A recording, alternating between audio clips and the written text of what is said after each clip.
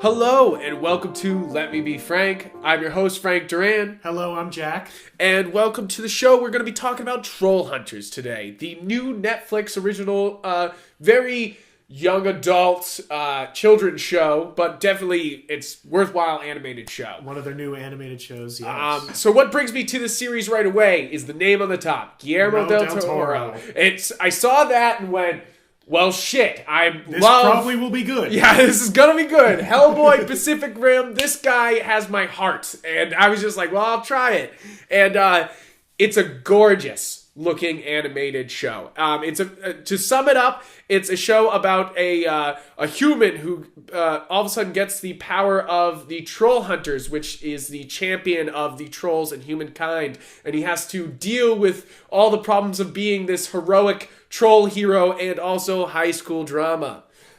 Bring that all together. Bring it all together. Kids show, yeah. And it's definitely it's fun. I think there's a lot to it, and I think that I'm summing it up very lightly because the lore builds and the lore keeps building. There's a lot of plot. And I think it's a very well thought out series. Right before we watched this, I was reading an interview with Guillermo in EW, and he was saying that it took him 4 years to write this show, and they already have 52 episodes planned out, and we've only seen 26. Oh yeah, this was just the first season that came out on Netflix, and he has it planned for a little while, so this show is going to be coming out on Netflix. Yes, and what's interesting is that the main actor, Anton Chekhov from Star Trek. Come on, guys. I'm not good with his name, but it's Chekhov from Star Trek. Voice acts the hero Jim in this, and he does, first off, a fantastic job. Great job. Blends in. I mean, we could talk about the voice actors where all of them are very good. Very good. Well-respected voice actors. But before I finish, Antoine passed away this past year, and they somehow have enough. They had enough. They already recorded everything for him to finish this season, and then they have enough to do half of the second season, they said, and there'll be a reason why his voice will change. So they're going to use him, obviously. That's great. Which is so cool because it's keeping his legacy alive and, keeping his work alive, which is like, thank God, instead of just replacing him because he passed away, they used it all and they made it work.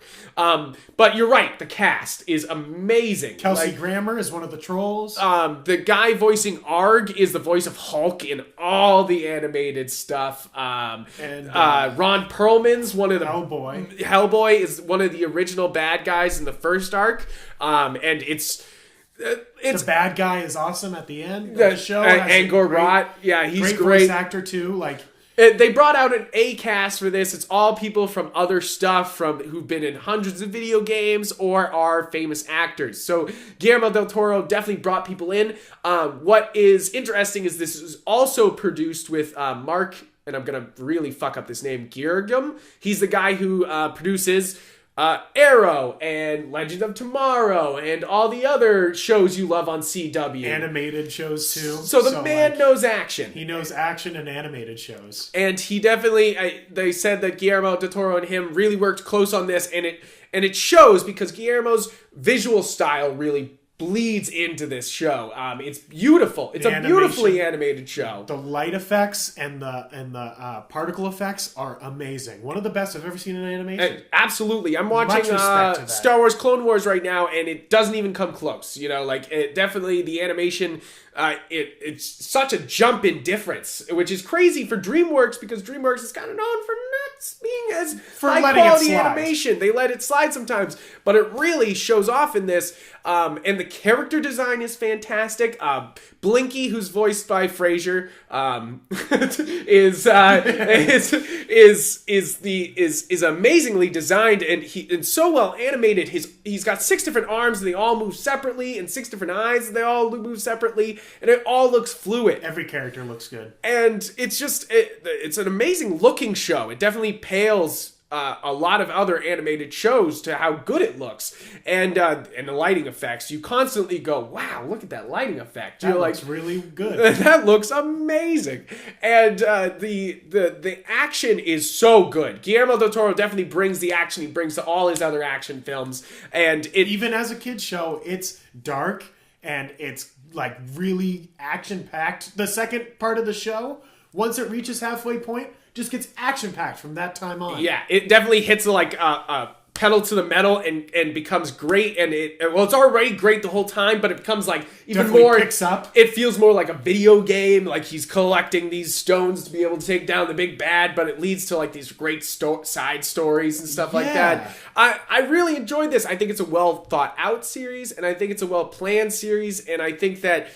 it's a well executed series. I think it's a very well done Netflix show, and it's kind of surprising because it came out of nowhere, and if you weren't paying attention because of the election crap, you maybe missed this. And it's definitely, for people who are fans of animated shows, this is a great one. If you have Netflix, I would definitely recommend taking a look. And if you haven't checked out their other animated stuff, definitely do it. There's tons of great other Netflix animated stuff. I'm watching also Voltron Season 2 right now. And if you missed out on Voltron Season 1, you've been missing out because it's Voltron, baby! I guess go watch some Netflix and we'll probably review those too. Yeah, absolutely. We'll get to those later. But true final score, Trollhunters. What would you...